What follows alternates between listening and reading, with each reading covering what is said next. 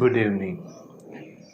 છેલ્લી વાર આપણે આ કેલ્ક્યુલેશન જોઈ હતી કે જેની અંદર સમતલ માર્ગ ઉપર સાયકલિસ્ટ કે પછી ઢોળાવ ઉપર ટેકરી જેવા ભાગ ઉપર સાયકલિસ્ટ અને ઢોળાવ ઉપર સાયકલિસ્ટ આવે તો કયા કિસ્સામાં એ વધારે સુરક્ષિત છે. તો સુરક્ષિત ક્યારે હોય એની માટે આપણે વાત કરી કે લંબ પ્રત્યાઘાતી બળ બને તેટલું કેવું હોવું જોઈએ, વધારે હોવું જોઈએ, તો એ વધારે સુરક્ષિત રહે. આની અંદર લંબ પ્રત્યાઘાતી બળ mg જેટલું છે. અહીંયા mg minus mv square upon r અને mg plus mv square upon r જેટલું થાય. આમાં ત્રિજ્યા અનંત જેટલી છે એટલે અહીંયા લંબ પ્રત્યાઘાતી બળ કંઈ આવશે mv square upon r centrifugal force નહીં આવે, કેન્દ્ર ત્યાગી બળ નહીં આવે. અને એ રીતે જોતાં આ ભાગમાં લંબ પ્રત્યાઘાતી બળની કિંમત 0 પણ થઈ શકે અને જો 0 થાય તો એ અસુરક્ષિત કહેવાય. આ પહેલી વાત. હવે આપણે આ જ વાતને ઢાળવાળા ભાગો ઉપર, ચડતા કે ઉતરતા ભાગો ઉપર ક્યાં વધારેમાં વધારે અસુરક્ષિત છે અને ત્યાં એની ઝડપ કેટલી મેક્સિમમ લઈ શકાય, બરાબર, એટલે મિનિમમ કેટલી ઝડપ રાખવી કે જેથી એ સુરક્ષિત હોય એની આપણે થોડી એક કેલ્ક્યુલેશન પૂરી કરી દઈએ, બરાબર. તો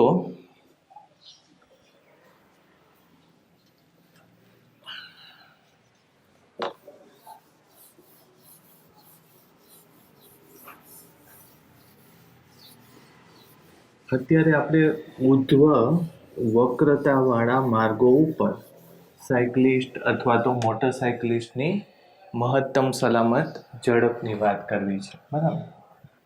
જો વક્ર માર્ગ આવી રીતે ધારી લો, એમાં આ બિંદુ એ લઈએ, બી, સી, ડી અને ઈ બિંદુ. તમને એમ કે વધારેમાં વધારે સુરક્ષિત કઈ જગ્યાએ અને આ વધારેમાં વધારે અસુરક્ષિત કઈ જગ્યાએ.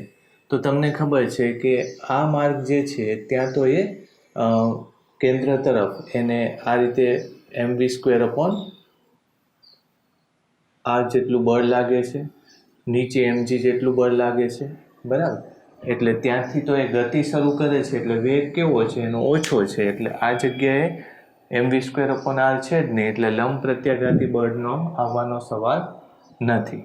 જ્યારે આ માર્ગ ઉપર આ જગ્યા ઉપર આપણે લીધું હતું કે નીચે તરફ mg અને ઉપર તરફ લંબ પ્રત્યાઘાતી બળ પ્લસ બીજું કયું થવાનું mv સ્ક્વેરના છેદમાં આર. પરિણામે અહીંયા લંબ પ્રત્યાઘાતી બળ mg માઇનસ mv સ્ક્વેરના છેદમાં આર થશે. એટલે આ બી પોઈન્ટ માટે જો હું લખું ને લંબ પ્રત્યાઘાતી બળ બી માટે તો શું થશે, mg માઇનસ mv સ્ક્વેરના છેદમાં આર આવું થશે, બરાબર. સી પોઈન્ટ માટે આપણે લખીએ તો સી પોઈન્ટ માટે એન આ બાજુ છે, બરાબર, પછી એને mg આ બાજુ છે, બરાબર. હવે અહીંયા ખૂણો બનાવવો પડશે આપણે. ધારી લો કે આ ખૂણો કેટલો છે, થીટા. તો આ ખૂણો પણ કેટલો થશે, થીટા થશે. mgની સામેનો ઘટક કયો થાય, mg cos થીટા થશે, બરાબર. આ બાજુ mg sin થીટા, બરાબર. અને પોતાના વેગને લીધે એ બાજુની ગતિ, એટલે ત્યાં એ બાજુને બળને લીધે એની ગતિ આવશે. આ બાજુ કયું આવશે, ઘર્ષણ બળ આવશે, બરાબર. તો અત્યારે એનની વાત કરીએ તો nc જો હું લઉં તો nc શું આવે જોવું જોઈએ, તો કે nc બરાબર એક આ બાજુ બીજું બળ રહી ગયું ને, કયું છે mv સ્ક્વેર અપોન આર. અહીંયા બીજું બળ શું લખીએ, mv સ્ક્વેર અપોન આર. એટલે એનની કિંમત આ બે બળોને સમતોલો તો શું આવશે, તો કે mg cos theta minus mv સ્ક્વેરના છેદમાં આર, બરાબર. પછી તમને ખબર છે કે આમાં તો કંઈ લંબ પ્રત્યાઘાતી બળ જો ડી માટે લેશો તો nd બરાબર, ત્યાં તો તમને ખબર છે કે mv સ્ક્વેરના છેદમાં આર નીચે આવે છે, ઉપર લંબ પ્રત્યાઘાતી બળ આવે છે પ્લસ અહીંયા શું કરશો mg કરશો એટલે ND બરાબર mg પ્લસ mv સ્ક્વેરના છેદમાં r આવું થશે. પછી એ જ રીતે NE કરશો તો NE માં આ દિશામાં n આવશે, આ દિશામાં mg આવશે, આ દિશામાં mv સ્ક્વેરના છેદમાં r આવશે. એટલે જો હું NE લઉં તો NE બરાબર શું લખશો બોલો? અને ત્યાંય ખૂણા બનાવવા પડશે ને, જ્યારે NE જેવું આવશે ને ત્યારે ખૂણા બનાવીએ અત્યારે સમજવા માટે. એટલે આ ખૂણો થીટા થશે, તો આ ખૂણો પણ કેટલો થશે? થીટા થશે. એટલે n બરાબર mg cos theta plus mv સ્ક્વેરના છેદમાં r આવું થશે, બરાબર. અને એ જ રીતે જો તમે એટલે આ બે પોઈન્ટ સરખા જ છે, છતાંય આપણે અહીંયા mg આ દિશામાં થશે. પછી આ ખૂણો તમે થીટા લઈ લો એટલે અહીંયા આવશે એક બળ કયું? mg cos theta. આની વાત કરીએ તો આ થીટા છે, બરાબર. mv સ્ક્વેર અપોન r અને એને લંબ બળ આ દિશાનું મળશે n, બરાબર. સોરી, જ્યારે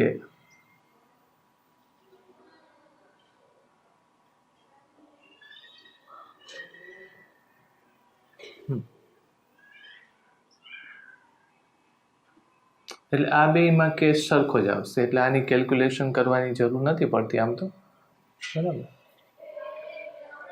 એટલે એ નહીં લઈએ, બી, સી, ડી અને ઈ. હવે જોશો તો એનની કિંમત ક્યાં ઓછામાં ઓછી થવાની શક્યતા છે? તો તમે જુઓ ને તો એક આ જે લીધું હતું mg minus mv square upon r, એનની કિંમત અહીંયા ઓછી થશે, પણ mg કરતાં mg cos થીટા ઓછું હોઈ શકે. એટલે સીની કિંમત nb કરતાં પણ નાની થવાની, ncની કિંમત nb કરતાં પણ નાની થવાની શક્યતા છે.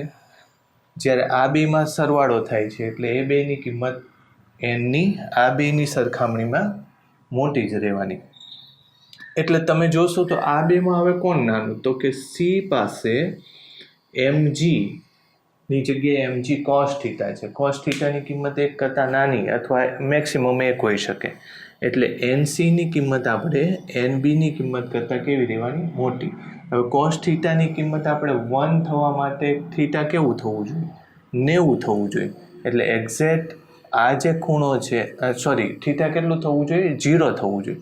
તો એક્ઝેક્ટ આમ મેં ખૂણો લીધો થીટા, એની જગ્યાએ આ ખૂણો લઈએ તો એ 0 થઈ જાય. એનો મતલબ એમ કે અહીંયા cos થીટાની કિંમત ક્યારેય 1 થતી નથી. જો 1 થશે તો એ બી પોઈન્ટ જ હશે. એટલે સી માટે હવે 100% કહી શકાય કે વધારેમાં વધારે કયા પોઈન્ટ ઉપર અસુરક્ષિત છો તમે? તો કે સી પોઈન્ટ ઉપર v જેટલી ઝડપ સમગ્ર માર્ગ માટે, v જેટલી સમગ્ર માર્ગ માટે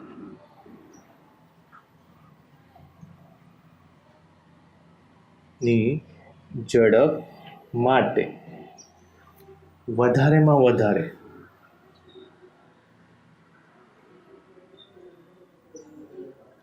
અસુરક્ષિત છો, બરાબર. વધારેમાં વધારે તમે કેટલા અસુરક્ષિત કઈ જગ્યાએ? સી પોઈન્ટ ઉપર છો. અને બધે મેં કેટલી ઝડપ લીધી છે? v જેટલી ઝડપ લીધી છે. એટલે એ બી સી ડી ઈ આપણને એમ લાગે કે બી ઉપર વધારે અસુરક્ષિત છે, એવું નથી. એકચ્યુઅલી વીથી અહીંયા બચી ગયા તો પણ વીથી ગતિ કરતી વખતે અહીંયા તમે અસુરક્ષિત હોઈ શકો. તો એ આપણે ઝડપ લઈએ. હવે બધાની ઝડપ નહીં લઈએ, કયા પોઈન્ટની ખાલી ઝડપ લેશું? સી પોઈન્ટની ઝડપ લેશું. એકવાર આને નોંધ કરવી હોય તો કરી લો તમે. આખા આવા વક્ર માર્ગ ઉપર વાહન જો એક જ ઝડપે જતું હોય તો વધારેમાં વધારે અસુરક્ષિત આ માર્ગ ઉપર છે કે જ્યારે તમે લસરી જાઓ, સરકી જાઓ, તમારો જમીન સાથેનો સંપર્ક છૂટી જાય, બરાબર. આ એકવાર નોંધ કરી લો. ચલો,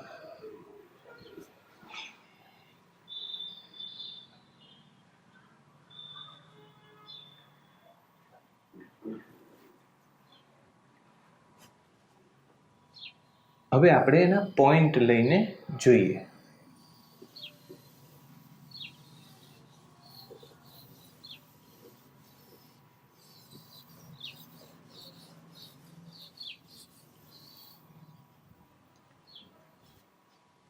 જો હવે એક જ ભાગ લઈએ આપણે, બી થી સી વાળો ભાગ, આખો આમ ભાગ હતો બરાબર. આ બી, પછી અહીંયા સી, અને આ ભાગ કયો હતો? ડી. એટલે હું આ ભાગ જ લઉં છું. કયો ભાગ લઉં છું? બી થી સી ભાગ લઉં છું. અને ત્યાંથી ત્યાંનો ખૂણો આપણે કેટલો લીધો હતો? થીટા લીધો હતો. પણ થીટાની જગ્યાએ હું આને સમજવા માટે કયો ખૂણો લઉં? આલ્ફા ખૂણો લઉં બરાબર. અને વચ્ચેનો કોઈ પોઈન્ટ લઈ લો અત્યારે કે શું થાય છે ચેક કરવા માટે બરાબર. અને એ ખૂણો આપણે વર્ટિકલ સાથે કેટલો લઈએ? થીટા લઈએ બરાબર. અને એ પોઈન્ટની આપણે ડિસ્કશન કરીએ. તો એ પોઈન્ટમાં થાય છે શું જુઓ તમે, એક બળ આ દિશામાં હોય છે. કયું બળ? mv²/r જેટલું બળ. નીચેનું બળ કયું? મેં કહ્યું એમ mg બળ. પછી આ ખૂણો આલ્ફા છે એટલે આ દિશામાં એક બળ લેવું પડે તમારે mgનું. તો આ ખૂણો પણ કેટલો થશે? આ mg થશે. અને તમારે આ લંબ દિશાનું લેવું છે બરાબર. તો આ ખૂણો નીચેનો આલ્ફા થાય બરાબર. ત્રિજ્યાની સાથેનું બળ લેવું છે ને, આ બળ લેવું છે, આ બળ લેવું છે. એટલે આ ખૂણો કયો થશે? mg cos આલ્ફા, જે આગળ વાત કરી હતી એ જ. એટલે એ બળ mg cos આલ્ફા થશે. પછી નીચે તરફનું એક બળ કયું થશે? તો કે mg sin આલ્ફા. અને ઉપર તરફનું કયું બળ થશે? ઘર્ષણ બળ F. એટલે ખાલી આને સરખાવીએ તો F બરાબર વધારેમાં વધારે કેટલું લઈ શકાય? mg sin alpha. તો તમે કેવા હશો? સુરક્ષિત હશો બરાબર. એફની કિંમત mg sin આલ્ફા, એટલે આની કિંમત કેવી હોવી જોઈએ? તો કે μn કરતાં લેસ અથવા તો એના ઇક્વલ થવી જોઈએ બરાબર. બીજી વાત શું કરાય? અહીંયા એક બીજું બળ લાગતું હતું. કયું? લંબ પ્રત્યાઘાતી બળ લાગતું હતું. તો લંબ પ્રત્યાઘાતી બળ n બરાબર શું લખાશે? તો કે mg cos alpha minus mv²/r. એટલે આ વક્રમાર્ગની ત્રિજ્યા લઈ લો. અત્યારે દોરવા માટે મેં સેજ આમ દોર્યું છે, પણ એ વક્ર જ સમજજો તમે બરાબર. અને આ સમયે તમે મહત્તમ સુરક્ષિત ઝડપ કેટલી લઈ શકો એ જો ચેક કરીએ તો આમ તમે જોશો તો આલ્ફાની કિંમત ધીમે ધીમે શું થતી જાય? તમે વિચારો જોઈએ. આલ્ફાની કિંમત ધીમે ધીમે શું થતી જાય છે? વધતી જાય છે. આ થોડી વાર માટે રહેવા દઈ. આલ્ફાની કિંમત ધીમે ધીમે વધતી જાય છે. તો ઘર્ષણ બળ પણ કેવું થતું જાય? જરૂરી ઘર્ષણ બળ પણ શું થતું જાય? વધતું જાય બરાબર.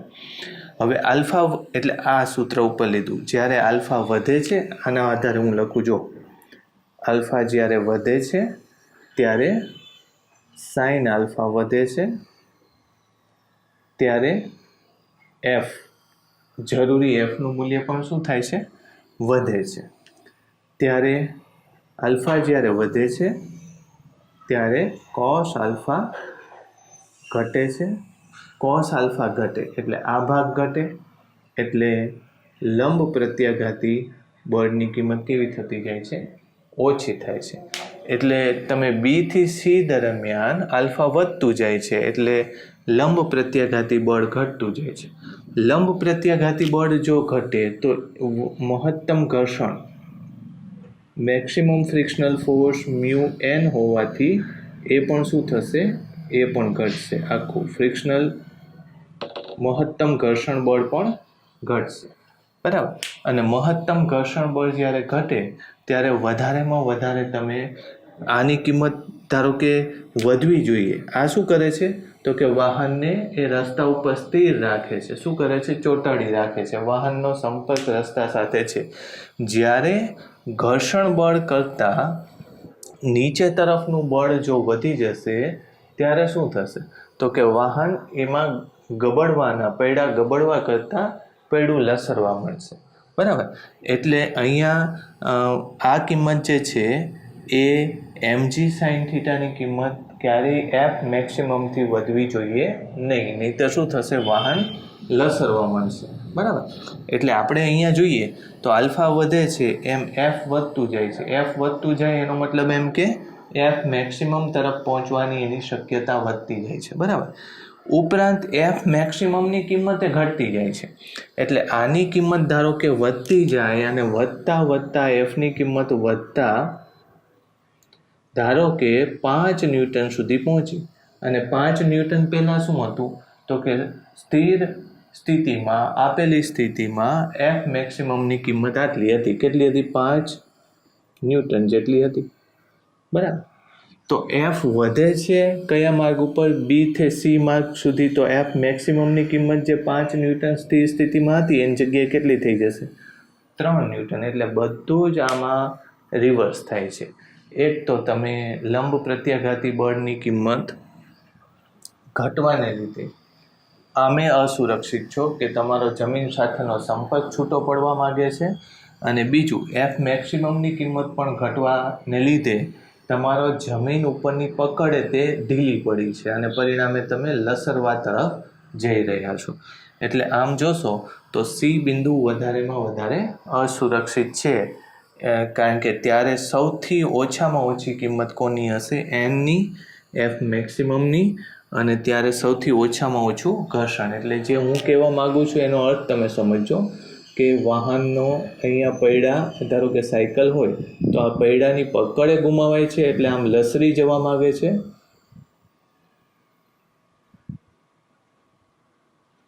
અને બીજું કે લંબ બળ પણ કેવું થયું છે? ઓછું. એટલે એ જમીનથી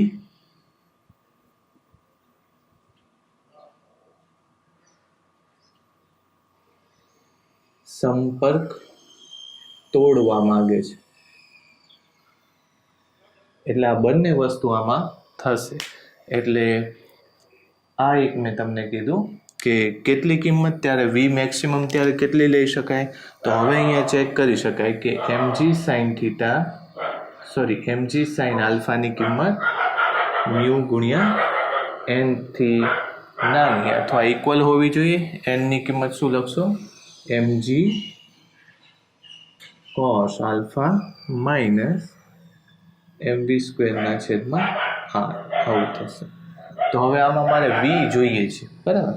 તો એમ તો બધામાંથી નીકળી જશે, બરાબર. તો શું લખશો તમે? આને પેલી બાજુ, સોરી, વી વાળાને પેલી બાજુ લઈ જાઓ, એટલે વી સ્ક્વેરના છેદમાં મ્યુ વી સ્ક્વેરના છેદમાં r આ બાજુ આવી જશે.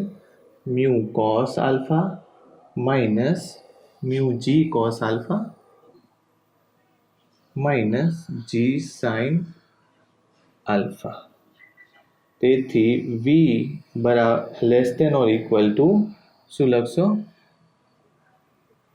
આર મ્યુ, આરના છેદમાં મ્યુ જી અને કોસ આલ્ફા એમાંથી બહાર લઈ લો, 1 માઇનસ ટેન આલ્ફા એનો રૂટ. રાઈટ, આવું થશે.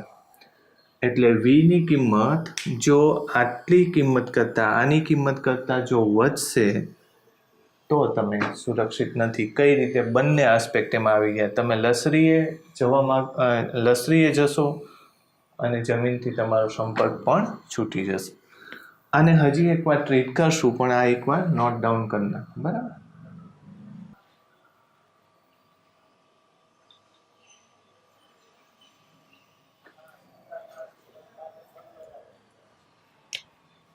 હવે આવા નાના મોટા ક્વેશ્ચન હોય છે, ખાલી હિન્ટ આપું છું તમને, પણ આપણે એકવાર આગળ કરેલું છે એટલે આવડે એવું છે.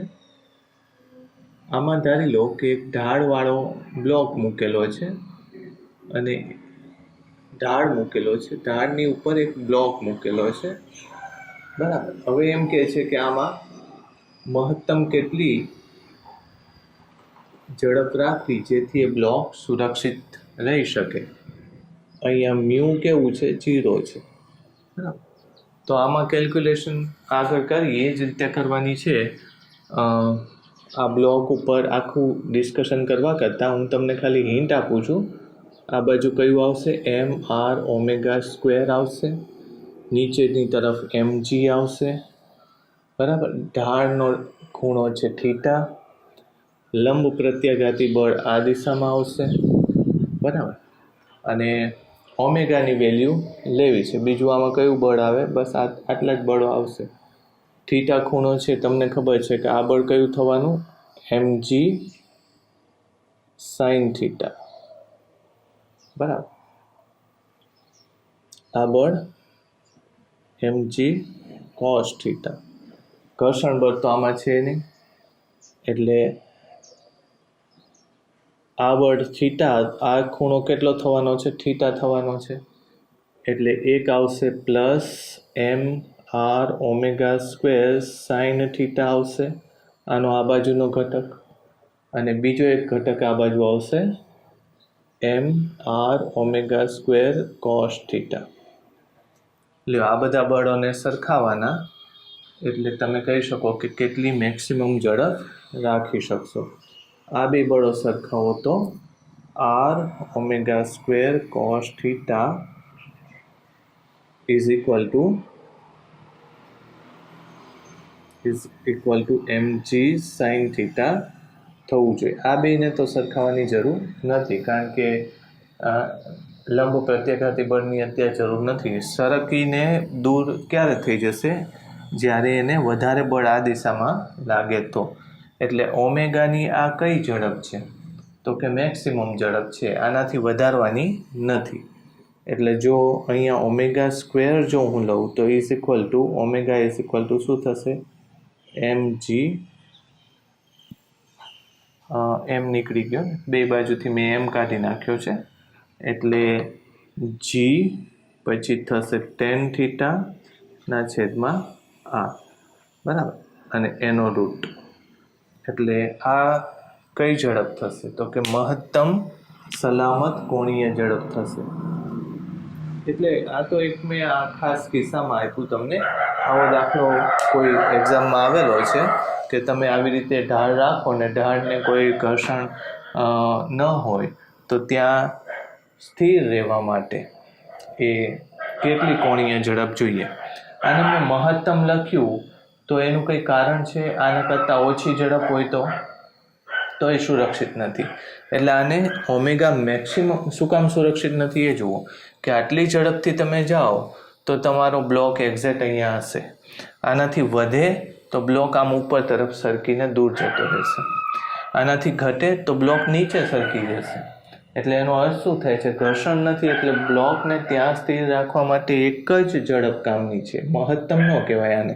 તો શું કહેશો તમે? આની જગ્યાએ લખશો ઓપ્ટિમમ, બરાબર. ઓપ્ટિમમનો અર્થ શું થાય છે? કે આટલી જ ઝડપે બ્લોક સુરક્ષિત રહે, આના કરતાં વધારે અસુરક્ષિત બની જાય, આના કરતાં ઓછી ઝડપ હોય તો પણ એ અસુરક્ષિત બની જાય. પછી આમાં એક હોમવર્ક આપું છું કે જો મ્યુ કંઈક આપેલો હોય બે સપાટી વચ્ચે, એટલે ઘર્ષણવાળી સ્થિતિમાં, ઘર્ષણ માટે એવું તમને કીધું હોય તો આમાં શું થશે એ તમે ગણતરી કરજો, બરાબર. આમાં એક બળ વધારાનું આવશે કે આમ સરકવા માગે છે, એટલે નીચેનું બળ કયું આવશે? ઘર્ષણ બળ આવશે. ઘર્ષણ બળને તમે કરતા બનાવજો. કરતા બનાવીને તમે less than or equal to mu n સાથે સરખાવી દેજો. એટલે આ ક્વેશ્ચન આવેલો હતો, એટલે મેં એક નોંધ કરેલી કે આ લેશું આપણે, બરાબર. મેં વાત કરી હતી કે કોણીય ગતિ અને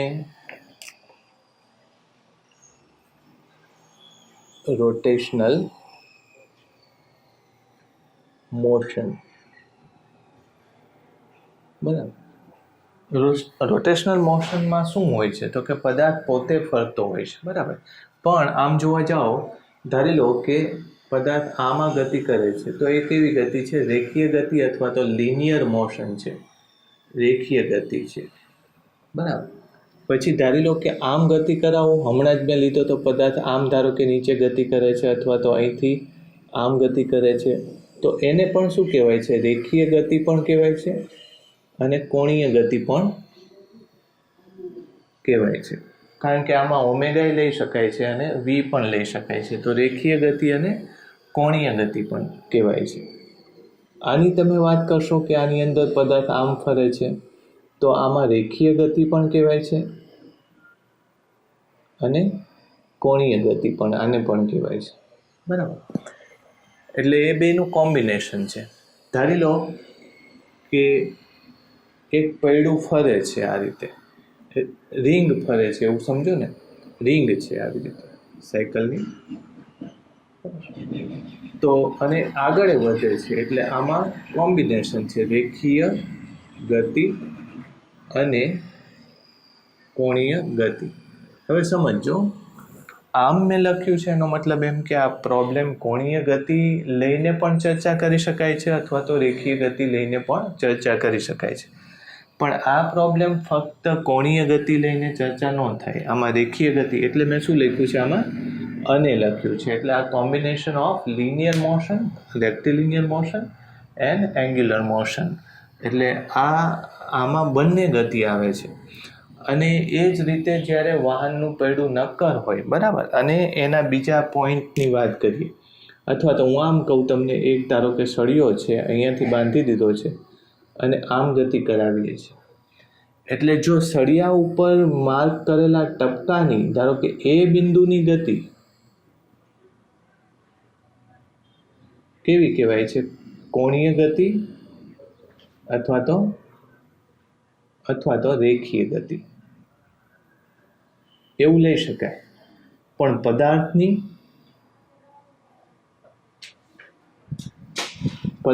ગતિ કેવી કહેવાય?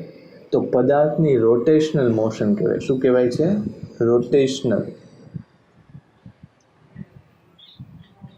રોટેશનલ મોશનનું ગુજરાતી કદાચ કોઈ એમ કે, આપણે કોઈને પૂછીએ તો કોણીય ગતિ ન થાય, કહેતા હોય, ઘણા બધા એવું બોલતા હોય છે કે રોટેશનલ મોશન એટલે કોણીય ગતિ. એવું નથી, પણ કદાચ આનું કરી શકાય, ગુજરાતી શું કરી શકાય? ચાક ગતિ કરી શકાય, બરાબર. તો એ આ પરફેક્ટ શબ્દ નથી, બરાબર. ગુજરાતીમાં ચાક ગતિ પરફેક્ટ શબ્દ નથી. ટૂંકમાં આના બધા જ કણો એકબીજાની સાથે ગતિ કરે છે. હવે તમે સમજશો ને, તો ચાક ગતિમાં પદાર્થની નક્કરતા આવવી જરૂરી છે, બરાબર. ધારી લો કે મેં આની સાથે દોરી બાંધી દીધી હોય, આમ દોરી બાંધી દીધી હોય આ પદાર્થની, અને આ પદાર્થની જ ગતિ આવે, ત્યાર પછી એ દોરી એ પદાર્થનો ભાગ નથી, એટલે પદાર્થની નક્કરતા અથવા તો રિજિડિટી, બરાબર, દ્રઢ પદાર્થની સંકલ્પના રોટેશનલ મોશનમાં અનિવાર્ય છે. હવે વિચારો તમે, rigid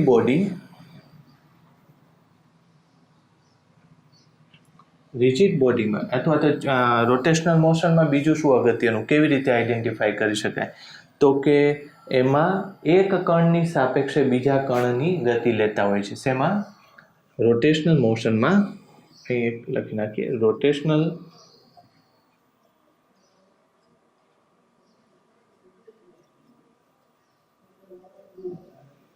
motion of a particle with respect to another particle of body, એટલે કે પદાર્થના એક કણની ગતિ એ જ પદાર્થના બીજા કણની સાપેક્ષે લેવા જાઓ તો એ હંમેશા કઈ હોવાની? રોટેશનલ. આ સમજાવું, કારણ કે ઘણીવાર સ્ટુડન્ટ્સને કે ઇવન ટીચર્સને પણ ખબર નથી હોતી કે રોટેશનલ મોશનમાં દ્રઢ પદાર્થ શું કામ લેવામાં આવે છે, બરાબર. તો એનું કારણ આ છે. એક વાત કરીએ કે રિજિડ બોડી કોને કહેવાય? રિજિડ બોડીમાં પદાર્થના કણો વચ્ચેનું ડિસ્ટન્સ અચળ રહે છે, એનું અંતર કેવું રહેતું હોય છે? અચળ રહે છે. ધારી લો કે હું પદાર્થ આવો લઈ લઉં, આવા બે કણો છે, તો આ બે કણો વચ્ચેનું ડિસ્ટન્સ ક્યારેય બદલાતું નથી. એટલે હવે જો હું રિજિડ બોડીની વાત કરું તો રિજિડ બોડી હોય છે ખરો? તો એ આઈડિયલ કોન્સેપ્ટ છે, આમ નથી હોતો, બરાબર. પણ આપણે એમ કહી શકીએ કે all the solid bodies are rigid body until they are not deformed. એટલે એનો મતલબ શું છે કે જ્યાં સુધી એમના આકાર ન બદલાય અથવા તો એનામાં કંઈ બીજો ફેરફાર ન થાય ત્યાં સુધી તમામ ઘન પદાર્થો કેવા પદાર્થો છે? દ્રઢ પદાર્થો છે, રિજિડ બોડીઝ છે. એટલે એ સંજોગોમાં આપણે વાત કરીએ તો બધા સોલિડને રિજિડ લઈ શકાય ત્યાં સુધી એ તૂટે નહીં, એનો આકાર ન બદલાય ત્યાં સુધી. હવે એક રિજિડ બોડી લઈ લીધો, એની અંદર ધારો કે મારી પાસે બે કણો છે. કયા કયા કણો છે? એ અને બી કણ છે. તો હું બી કણની ગતિ એ કણની સાપેક્ષે વિચારું તો અત્યારે કંઈ છે નહીં. એટલે કેસ નંબર 1, જ્યારે આ પદાર્થ સ્થિર છે ત્યારે velocity of B with respect to A, એની સાપેક્ષે બી કણની ઝડપ કેવી આવવાની છે? 0 આવવાની છે. બરાબર. હવે ધારો કે એ પદાર્થ ગતિમાં છે અથવા તો ઇન મોશનમાં છે આ પદાર્થ. કયો? આ દ્રઢ પદાર્થ. તો ત્યારે પણ એની સાપેક્ષે બીની ઝડપ કેવી આવશે? જુઓ તમે, બીની ઝડપ એની સાપેક્ષે ત્યારે પણ કેવી આવવાની છે? 0 જ આવવાની છે. બરાબર. તો આ શેની વાત કરું છું? રેખીય ઝડપ એની 0 આવે છે. પણ તમે જો આવું કરો, એ બી અને પદાર્થને આમ ફેરવશો તો એની સાપેક્ષે બીની રેખીય ઝડપ કેવી આવે છે? 0. પણ એની ચાક ગતિ આવે છે એટલે ઓમેગા કંઈક આવશે એની વેલ્યુ. બરાબર. એટલે એને કેન્દ્ર લઈને, ધારો કે એને કેન્દ્ર લઈને બીનું સ્થાન કોણીય અક્ષ ઉપર બદલાતું હોય છે. એટલે જ્યારે આમ કહીએ તો રોટેશનલ મોશન એ હકીકતમાં શું છે? રોટેશનલ મોશન એકચ્યુઅલી શું છે? કે મોશન ઓફ રિજિડ બોડી અથવા તો રિજિડ બોડી કે દ્રઢ પદાર્થની ગતિ છે.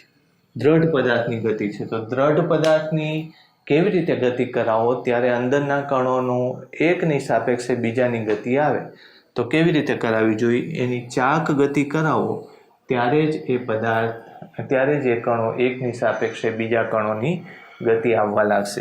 તો આ જે ડિસ્કશન મેં કરી એમાં મેં તમને એક્સપ્લેન કર્યું કે રેખીય ગતિ અને કોણીય ગતિ એકબીજા સાથે રિલેટેડ હોય છે. આ કઈ ગતિ છે? રેખીય ગતિ અને કોણીય ગતિ છે, પણ એને હજી આપણે ચાક ગતિ નથી કહેતા. બરાબર. અથવા તો રોટેશનલ મોશન નથી કહેતા, કારણ કે આમાં રેખીય ગતિ પણ લેવી પડે છે અને કોણીય ગતિ પણ લેવી પડે છે. પણ જ્યારે કોઈ આવો સળિયો એની અક્ષની સાપેક્ષે ગતિ કરાવો ત્યારે એ આખા પદાર્થની ગતિ ફક્ત કોણીય ગતિથી કે રેખીય ગતિથી ચર્ચા ન કરી શકાય, કારણ કે બધા જ કણોના એક બિંદુની સાપેક્ષે ગતિ અથવા સ્થાનાંતરો કેવા છે? જુદા જુદા છે. બરાબર. તો આ જે મેં લખ્યું છે રિજિડ, આમાં શું મુખ્ય વસ્તુ આવી? તો કે દ્રઢ પદાર્થ કોને કહેવાય? એ તો તમારી ટેક્સ્ટબુકમાં લખેલું છે કે જ્યારે કણો વચ્ચેના અંતર પદાર્થની અંદર ન બદલાય તો એને દ્રઢ પદાર્થ કહેવાય છે. પછી રોટેશનલ મોશનમાં મેં તમને શું કીધું? તો રોટેશનલ મોશન અથવા ચાક ગતિ એ કેવી છે? તો કે મોશન ઓફ એ પાર્ટિકલ, એટલે પદાર્થના એક કણની સાપેક્ષે બીજા કણની જો ગતિ થતી હોય, કયા પદાર્થમાં? દ્રઢ પદાર્થમાં, તો એ શું હોવાનું છે? રોટેશનલ મોશન જ હોવાની છે. એ સિવાય પોસિબલ નથી. બરાબર. ઠીક છે. ચાલો, આટલું વસ્તુ આપણે નોંધ કરવાની છે અને એની આગળ હવે લઈએ.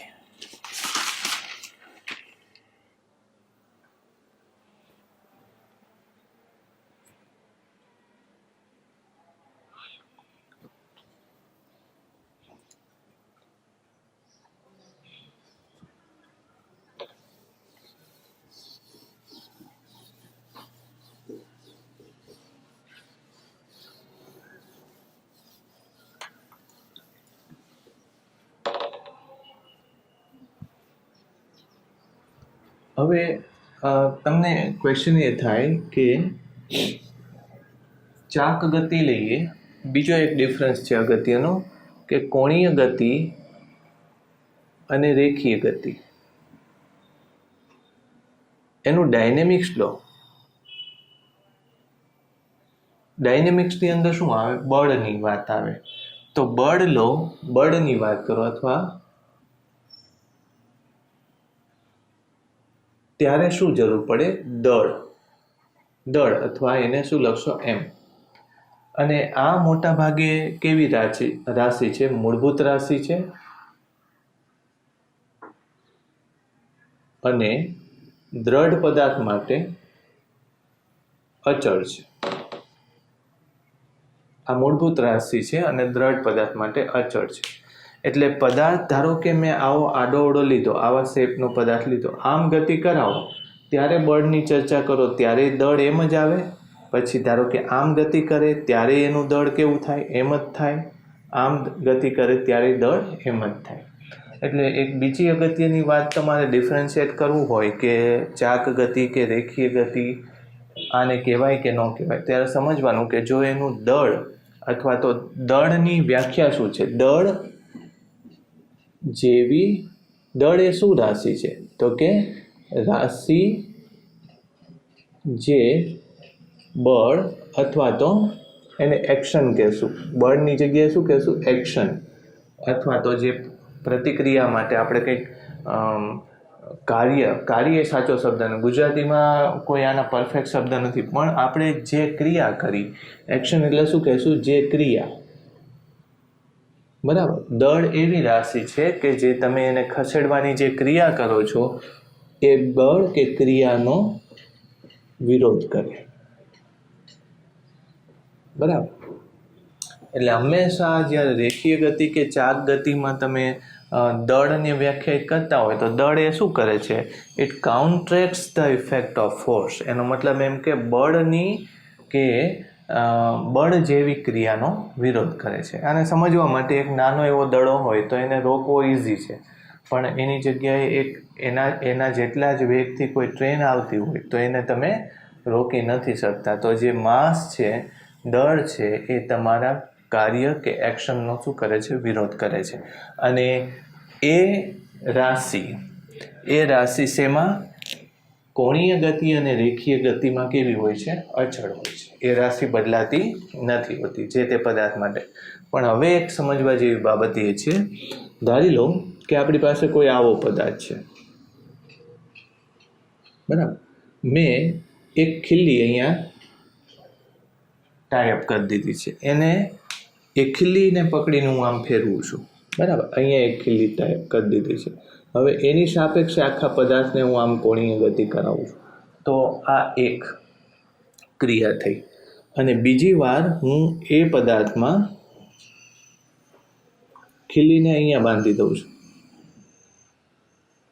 અને એની સાપેક્ષે આખા પદાર્થને ફેરવું છું. બરાબર. તો સમજો, આમાં એક ગતિ તો આવી. બરાબર. ગતિ આવી. બરાબર. પછી ગતિ કરાવવા માટે તમે કંઈક ક્રિયા અથવા તો બળનો ઉપયોગ કરો છો. આ માટે બળ કે એક્શન જરૂરી છે. બરાબર. હવે બળ કે એક્શન બંને કેસમાં સમાન મૂલ્યનું જરૂરી છે. તો શું છે? બળ કે એક્શન સમાન નથી. બરાબર. શું શેમાં વધારે છે?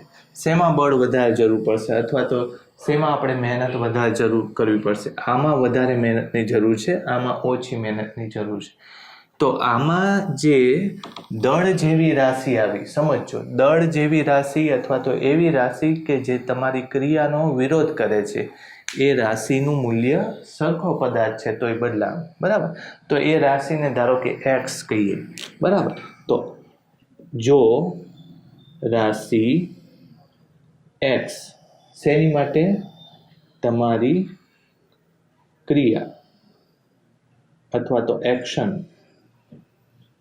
નો વિરોધ કરે તો તે, આને આપણે એ કહીએ અને બી કહીએ, એમાં વધારે આવે છે,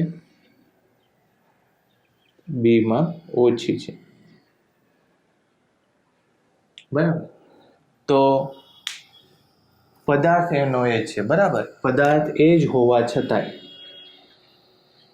પદાર્થ બદલાતો નથી છતાંય. બરાબર. એટલે હવે તમે વિચારો કે આમાં દળ ગમે તે બાજુ, આ બાજુ પણ બળનો એટલો જ વિરોધ કરે છે, આ બાજુ પણ બળનો એટલો જ વિરોધ કરે છે, આ બાજુ પણ એટલો જ વિરોધ કરી શકે છે. પણ અમુક ગતિ એવી છે કે પદાર્થમાં દળ નહીં પણ દળ જેવી જ રાશિ જે તમારી ક્રિયાનો વિરોધ કરે છે. તમે આની સાપેક્ષે આને ફેરવો ત્યારે તમારે વધારે મહેનત થાય છે અને આની સાપેક્ષે એને જ ફેરવો ત્યારે ઓછી મહેનત થાય છે. તો એક નવી રાશિ શેના જેવી નોંધી? દળ જેવી નોંધી જે તમારી ક્રિયાનો વિરોધ કરે છે. તો એ નવી રાશિને આપણે શું કહેશું? Moment of inertia. શું કહેશું? મોમેન્ટ ઓફ ઇનર્શિયા અથવા તો જડત્વની ચાકમાત્રા. બરાબર. એટલે તમે એ પણ નોંધી શકો કે રોટેશનલ મોશન રેખીય ગતિ અથવા તો કોણીય ગતિથી કેવી રીતે જુદી થઈ? તો ત્યાં દળ નથી આવતું પણ દળ જેવી જ કોઈક રાશિ આવે છે, એને શું કહેવાય છે? જડત્વની ચાક માત્રા. અને જડત્વની ચાક માત્રા એક જ પદાર્થ માટે જુદી જુદી રીતે ગતિ કરાવીએ તો બદલાઈ શકે છે. બરાબર. એટલે આ સમજવા જેવી વાત છે કે આવું જો રેખીય ગતિમાં થતું હોય તો બોલને અમુક રીતે રોકવા માટે ખૂબ ઓછાની બળની જરૂર પડે, પણ બીજી રીતે ગતિ કરતો હોય એનો એ જ બોલ એટલા જ વેગથી ગતિ કરતો હોય તો કદાચ ટ્રેન જેટલું આપણી ઉપર બળ લગાડે ને આપણે ન રોકી શકીએ. આવું થતું નથી. રેખીય ગતિમાં કોઈ દિવસ ન થાય, ચાક ગતિમાં એવું થાય. બરાબર.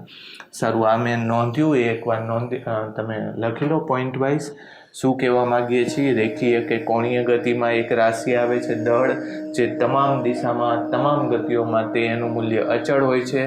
દળને કેવી રીતે વ્યાખ્યાયિત કરાય? એ હંમેશા બળ કે કાર્યનો વિરોધ કરે છે, ક્રિયાનો વિરોધ કરે છે. એને શું કહેશું? ધ માસ અથવા તો the quantity that counteracts the effect of force that is called mass. ને અહીંયા the quantity that counteracts the effect of action that gives the rotational motion, right, is called as moment of inertia. બરાબર. આ તમે નોંધી લો એકવાર. ચલો.